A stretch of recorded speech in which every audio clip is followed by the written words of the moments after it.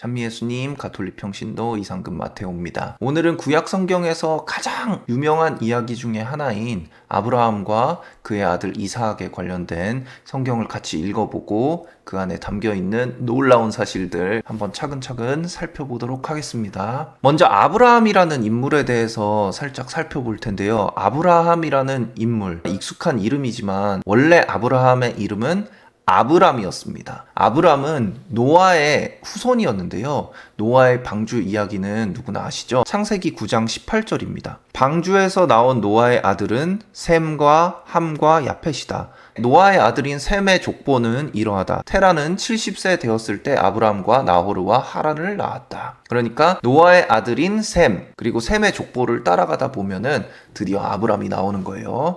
아브람의 아내 이름은 사라이이고 사라이는 임신하지 못하는 몸이어서 자식이 없었다. 세상에 죄가 가득했지만 노아만은 의로운이었고 또 그렇기 때문에 하느님께서 노아의 방주를 통해서 세상을 정화하시는 거고 아브람은 그의 자손이었던 거죠. 그 아브람이 하느님으로부터 아주 특별한 부르심을 받습니다.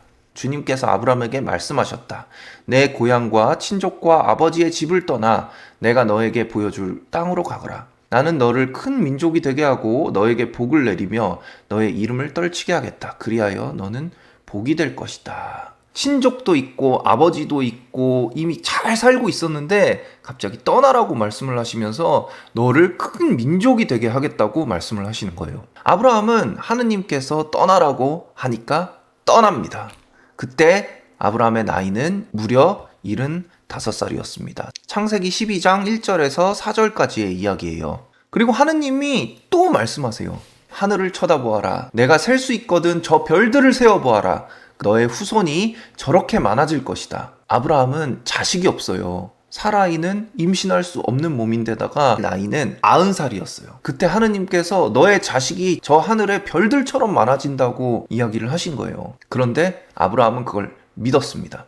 아브라함이 주님을 믿으니 주님께서 그 믿음을 의로움으로 인정해 주셨다. 여기에서 이제 아브라함이 원래 살던 곳이 어디였는지가 잠깐 나오는데 이 칼데아의 우르라는 지역은 고대 메소포타미아 문명의 아주 중요한 도시 중 하나였다고 해요. 달의 신 나나르를 주로 섬겼던 종교적 중심지였다고 해요. 그러니까 하느님께서 칼데아의 우르로부터 나오라고 말씀하신 것은 수많은 사람들이 이교도들을 숭배하는 그곳으로부터 떠나라 라는 말씀이기도 했던 것이에요. 그러면서 하느님께서는 아브라함의 이름을 드디어 우리에게 익숙한 이름인 아브라함으로 바꾸십니다. 너는 더 이상 아브라함이라 불리지 않을 것이다. 이제 너의 이름은 아브라함이다. 내가 너를 많은 민족들의 아버지로 만들었기 때문이다. 창세기 17장 5절입니다. 아브라함이라는 말 자체가 많은 민족들의 아버지라는 뜻이에요. 아브라함의 이름이 아브라함으로 바뀌었다고 했잖아요.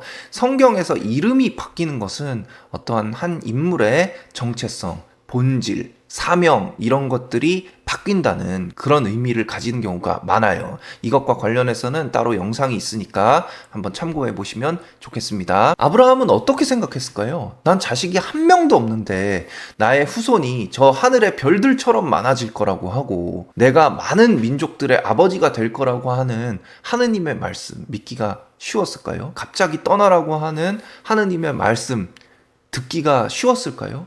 그러나 아브라함은 그걸 믿었고 아브라함은 믿기만 한 것이 아니라 하느님께서 말씀하신 것을 순명해서 따랐어요. 여전히 아브라함에게는 자식이 없었어요. 아브라함의 나이는 100세입니다.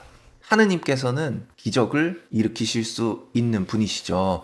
주님께서 말씀하신 대로 사라에게 해주시니 사라가 임신하여 하느님께서 아브라함에게 일러주신 바로 그때에 늙은 아브라함에게 아들을 낳아주었다. 아브라함은 사라가 자기에게 낳아준 아들의 이름을 이삭이라 하였다. 창세기 21장 1절에서 3절의 이야기예요. 드디어 기적의 아이가 태어났습니다. 사라의 나이는 90살.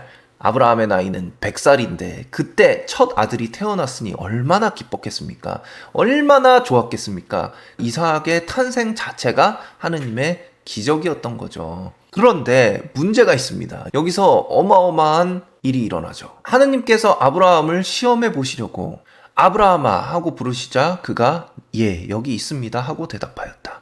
그분께서 말씀하셨다. 너의 아들, 네가 사랑하는 외아들 이삭을 데리고 모리아 땅으로 가거라. 그곳 내가 너에게 일러주는 산에서 그를 나에게 번제물로 바쳐라. 충격적이죠. 번제물로 바치라는 얘기는 죽여서 불로 태워서 그 연기를 하늘에 바치라는 거예요. 오직 하나뿐인 아들, 외아들 이삭을 하느님께 바치라고 하는 겁니다. 아브라함의 마음이 어땠을까요? 아브라함은 굉장히 큰 충격을 받았겠죠. 그런데 아브라함은 어떻게 행동했을까요? 아브라함은 사랑하는 외아들 이삭을 하느님께 바치려 합니다. 그만큼 아브라함의 믿음은, 그리고 아브라함의 순종은 정말 컸던 거예요. 아브라함은 번제물을 살 장작을 가져다 아들 이삭에게 지우고 자기는 손에 불과 칼을 들었다. 그렇게 둘은 함께 걸어갔다. 그림을 그려볼 수 있죠. 이삭은 뒤에 장작을 쥐고 올라가는 겁니다. 이삭이 불과 장작은 여기 있는데 번제물로 바칠 양은 어디 있습니까? 하고 묻자 아브라함이 얘야, 번제물로 바칠 양은 하느님께서 손수 마련하실 거란다 하고 대답하였다. 둘은 계속 함께 걸어갔다. 그들이 하느님께서 아브라함에게 말씀하신 곳에 다다르자 아브라함은 그곳에 제단을 쌓고 장작을 얹어 놓았다. 그러고 나서 아들 이삭을 묶어 제단 장작 위에 올려놓았다. 하나뿐인 아들 이삭을 묶어서 제단 장작에 올려놓았습니다. 그리고 아브라함이 손을 뻗쳐 칼을 잡고 자기 아들을 죽이려 하였다. 그때 주님의 천사가 하늘에서 아브라함아 아브라함아 하고 그를 불렀다. 천사가 말하였다. 그 아이에게 손대지 마라. 그에게 아무 해도 입히지 마라. 내가 너의 아들, 너의 외아들까지 나를 위하여 아끼지 않았으니 내가 하느님을 경외하는 줄을 이제 내가 알았다. 하느님께서 이삭을 바치려는 아브라함을 딱 멈추시는 거예요. 그리고 아브라함이 눈을 들어보니 덤불에 뿔이 걸린 순양 한 마리가 있었다.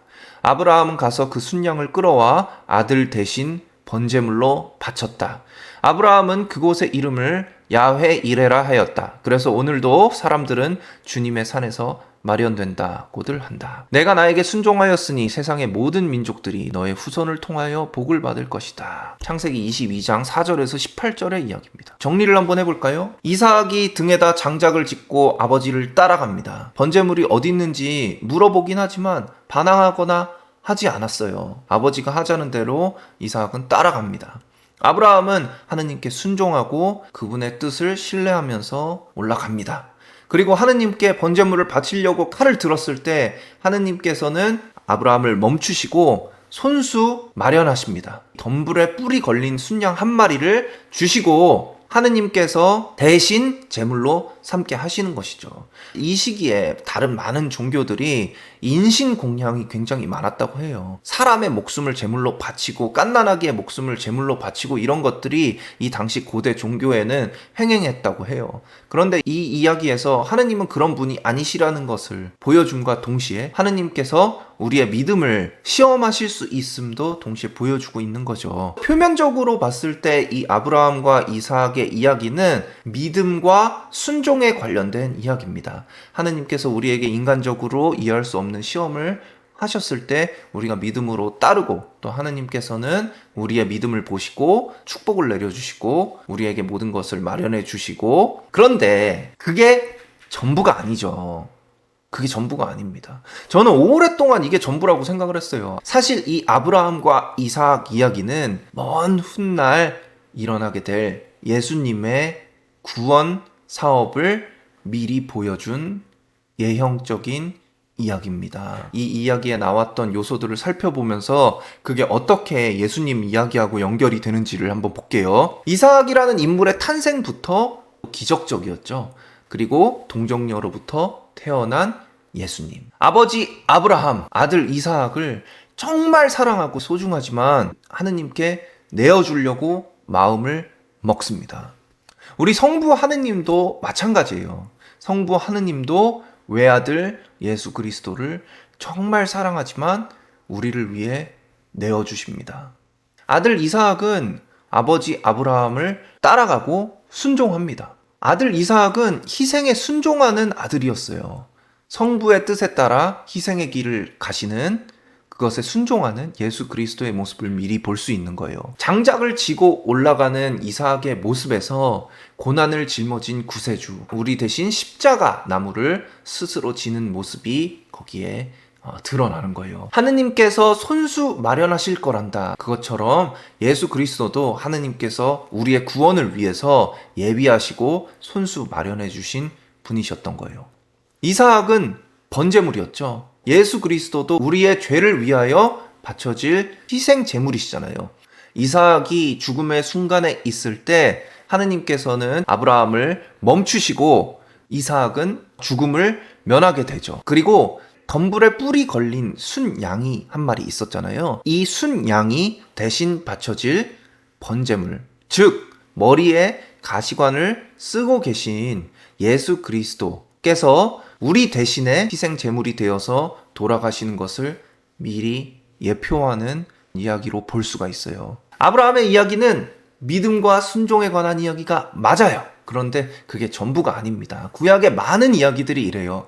그것들 자체로 읽었을 때 교훈이 있고 하느님에 대해서 배울 수 있고 하지만 사실 알고 보면 구약의 이야기들이 예수님의 이야기하고 연결되고 또 성모님의 이야기하고 연결되고 구원 사업의 예표가 되는 이야기들이 굉장히 많아요. 아브라함과 이삭의 이야기는 하느님의 구원 계획에 대한 예표이고 그분의 뜻과 사랑으로 마련하신 예수 그리스도에 대한 예표로 볼 수 있는 거예요.